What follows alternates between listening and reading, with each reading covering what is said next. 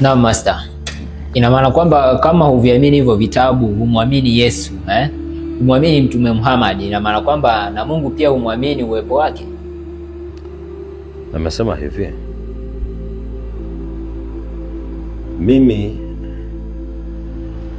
kwenye hii dimension, hawa watu wote walipita kwenye historia zao. Mbona kama na waamini watu hawa, japo sitaki mtu afikiri si nataka nimtoe kwenye imani yake. Kila mtu aamini kile anachokiamini. Ndio maana Wahindi wanaamini kuna miungu yao ya Kihindi.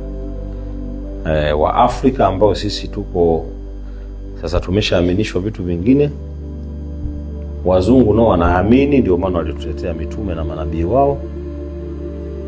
Waarabu nao walituletea imani zao, wanaamini kupitia zile imani zao. Sasa kabla ya kuamini hilo neno Mungu, mimi kwenye huu ulimwengu kuna vitu vitano tunavyoamini.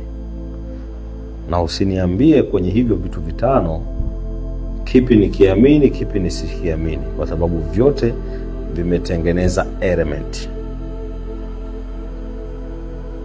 Element hizi ndio zimetengeneza uwepo wa ulimwengu, universal. Kuna element water, earth. Sawa. Zote ni element. Element tano ambazo zinatengeneza nguvu ya huu ulimwengu. Space, element air na fire.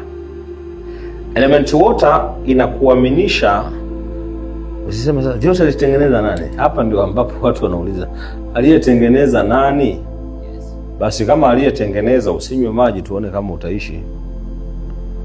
Ndio water, element water. Element earth, basi usiishi kwenye huu ulimwengu na hii dunia. Si aliyetengeneza nani?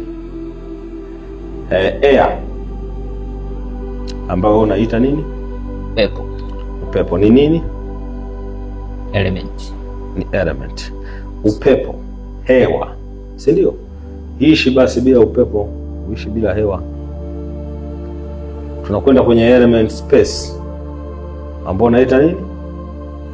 Spirit. Uishi bila roho, tuone kama utaishi. Tunakwenda kwenye element fire, si ndio? Yes.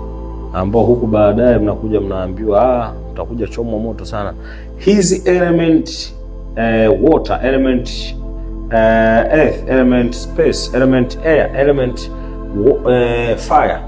Hizi ni 5 element ambazo zina represent ama zinakuja kukuonyesha mamlaka ya ulimwengu. Ndio Mungu wa kila kitu. Ulimwengu universal, ambayo inaamuru majani yachipue, mahindi yaote, yakiota yatafikia wakati yatanyauka.